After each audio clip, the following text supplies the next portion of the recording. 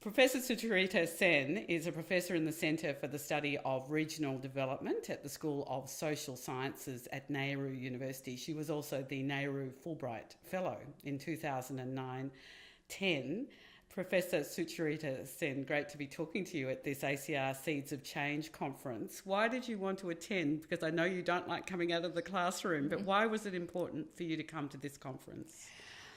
It was kind of an obligation, firstly, because as funders, ACIR, we have shared a tremendous relationship, and the kind of work that we have been doing, I've been over a period of time getting deeply interested in that, and I thought it would be very nice to get feedbacks. We are just on the verge of completion, so there was a lot of discussion, and I think it was worth it. Well, tell me what you are working on at the moment. What were you getting feedback on?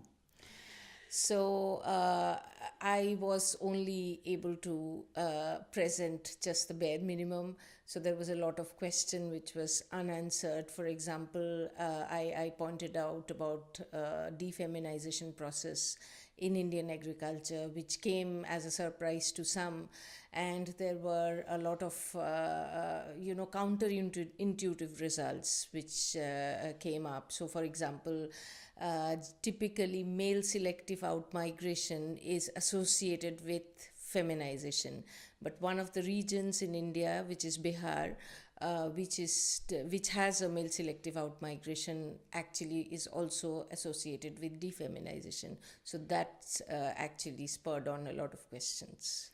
Well, tell me about some of the questions and how you answered them. Okay, so some of the questions were that, where are the missing women going? So, for example, if the men are not there, where are the women going? So the kind of discussion, so that was actually the thrust of most of the questions.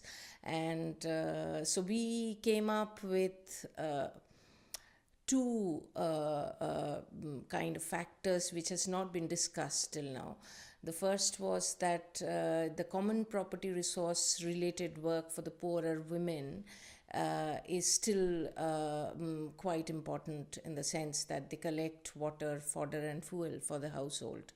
And this is getting depleted over a period of time and is also getting privatized. So the access from the CPRs are actually on the decline, and we actually saw an increase in the percentage of women doing this kind of a work, who then our argument was that then they would not be able to work as wage labor, because that would require like 8 hours So or they're so. not paid for that work. Say, and they're not, so they're going to unpaid work, which is not counted as work actually. So they are counted as non-workers. So that's not a great result. Not at all, but I think it is a matter of concern, and it has not been discussed so far. So there are, I think it's good to highlight on positive points, but I also think that it's important to figure out the problems, because we would have to attend to all of those. And the second issue was that there is an agrarian crisis going on in India for a long period of time. So my take is that defeminization has to be understood in the larger perspective of that. And men are, and there is a larger unemployment scenario going on in India in the last 10 years for men also. So men are partially coming back into an impoverished agriculture, and that is kind of throwing out the women out of work, because there is not enough space for both of them. And when you say there's a crisis in agriculture, what's that about? Is that about climate? Or? Not so much. I mean, climate, yes, that's a kind of overarching factor. But, one of the main things which is the problem is that the input costs are going up much faster than the output costs. So agriculture earlier was protected by the government. Now particularly the input sector is completely taken over by the private sector, and the prices are going up as a result of that. Earlier there were many more subsidies which were there, and because of the climate uncertainty, of course, that is a factor. You tend to have many more losses in many more years compared to what you used to have before. And now that you are indebted and you are taking credit from many times from informal sectors. Sometimes these creditors are the same people who are the input suppliers. So the men farmers then there are a lot of suicides which are being committed as a result of that.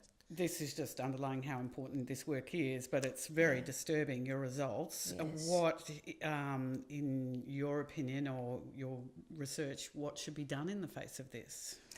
Well, the first thing is that I think we have to step back from agriculture, and we have to look at this whole process from outside of agriculture.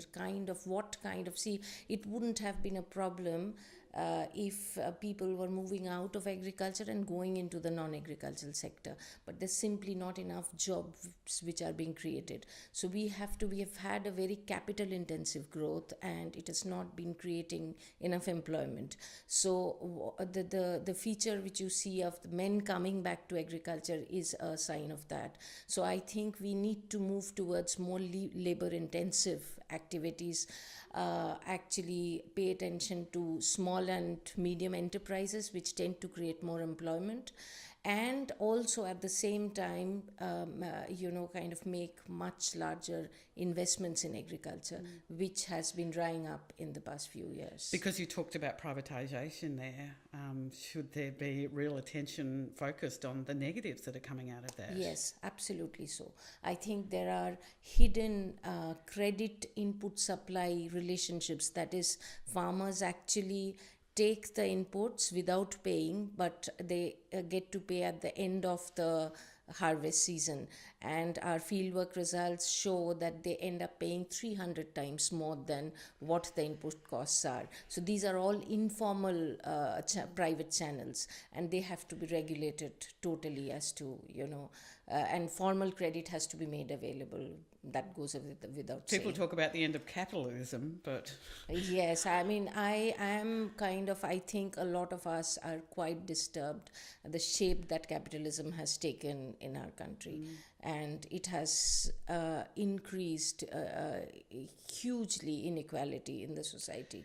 So the top 1% now has access to 76% of the wealth in India, and that's not a good sign at all.